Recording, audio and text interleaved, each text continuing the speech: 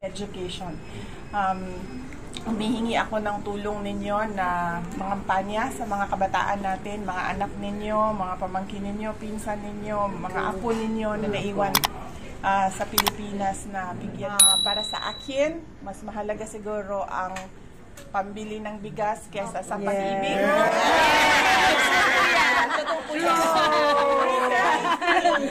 Kasi meron ka mang pag-ibig pero wala kang pambili ng bigas.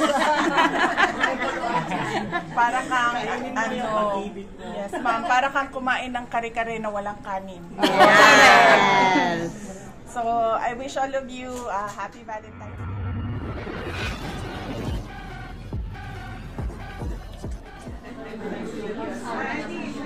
So pretty.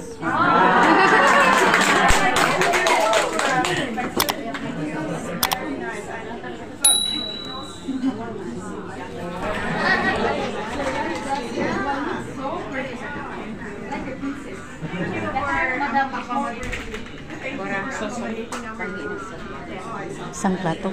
Can I go some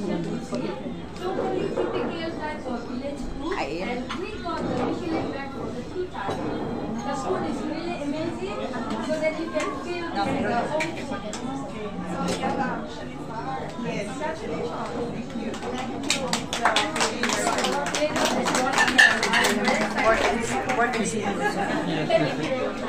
Excuse me. Para pasalamat kami sa inyo ng personal. Tapos ang pangalawang pasalamat ay galing sa akin personal sa tulong ninyo, sa kampanya ninyo, sa suporta ninyo sa aking kandidatura noong 2022. Yes! At patuloy po yan! Patuloy! Ang unang nakita namin na nanalo ako is overseas absentee voting. Overwhelming talaga yung panalo ko sa mga absentee voters natin ng mga OFW. Paabot ng pasalamat ko. Alam ko madami bumoto but konti lang tayo ngayon. So, paabot ng pasalamat ko sa kanila. Tapos, pangatlong pasalamat pa rin. Lahat ng mensahe ko ngayon, pasalamat lang. Pasalamat dahil sa suporta ninyo sa aking trabaho sa Office of the Vice President and sa Departments of Education. Humihingi ako ng tulong ninyo na mangampanya sa mga kabataan natin, mga anak ninyo, mga pamangkin ninyo, pinsan ninyo, mga apo ninyo na naiwan sa Pilipinas na bigyan nilang halaga yung kanilang edukasyon. Yes. Kailangan talaga natin i-emphasize yun, paulit-ulit sa kanila.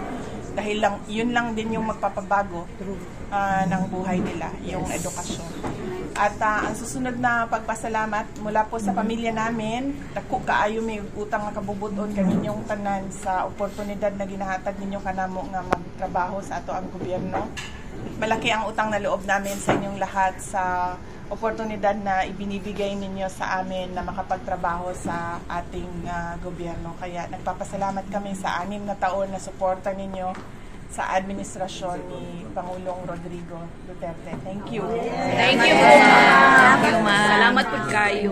And of course, ang pagpapasalamat din galing kay Pangulong Bongbong Marcos sa suporta ninyo sa Uniteam and sa suporta ninyo sa kanyang adikain, sa kanyang vision para sa isang bagong Pilipinas. Yun yung dream, pangarap nating lahat para sa ating bansa. Maraming salamat mula kay Pangulong Marcos. And syempre, Valentine's Day na tomorrow. Happy Valentine's! Happy Valentine's! Yes, I wish all of you a happy Valentine's Day. Para sa akin, mas mahalaga siguro ang pambili ng bigas kesa sa pag-ibig.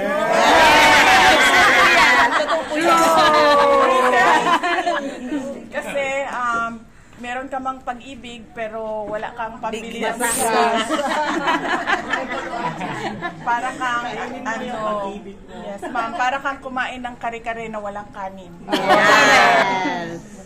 So, I wish all of you happy Valentine's Day and pasalamat ulit sa oras ninyo ngayong hapon na ito. Thank you. Salamat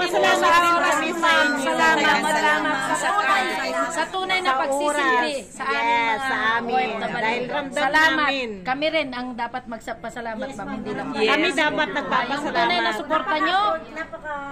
Kayong lahat pamilya, yes. Yes, sobra. Humble. Yes. Ganitong ano. Yes, na nag-reach out sa amin. Yes, ma'am. Kasi sa Davao kasi yung mga tiga Davao hindi sila nagdi-distinguish ng mataas at mababa. Tama dyan na. Tama, Joy. Yes. Thank you. Proud Davaoeño. Lahat, hindi lang Davao. Ilocano rin kami.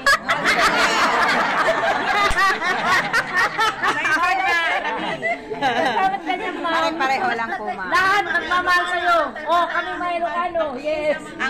Lang sa Ang Davao. husband ko, ma'am, ay tiga Kaway, Ilocos Norte, yung pamilya nila, yung mga Carpio. Tapos lagi noon, sinasabi ko sa kanya, naturuan mo naman ako mag-Ilocano.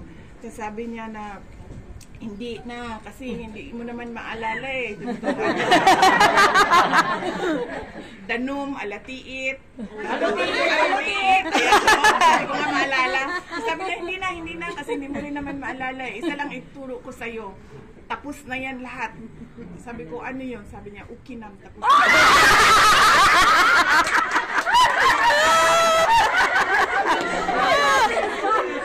Pwede po ba yun?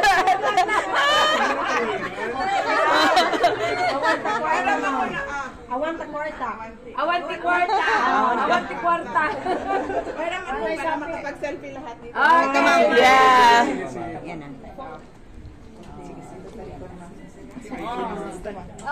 Dito tayo lahat.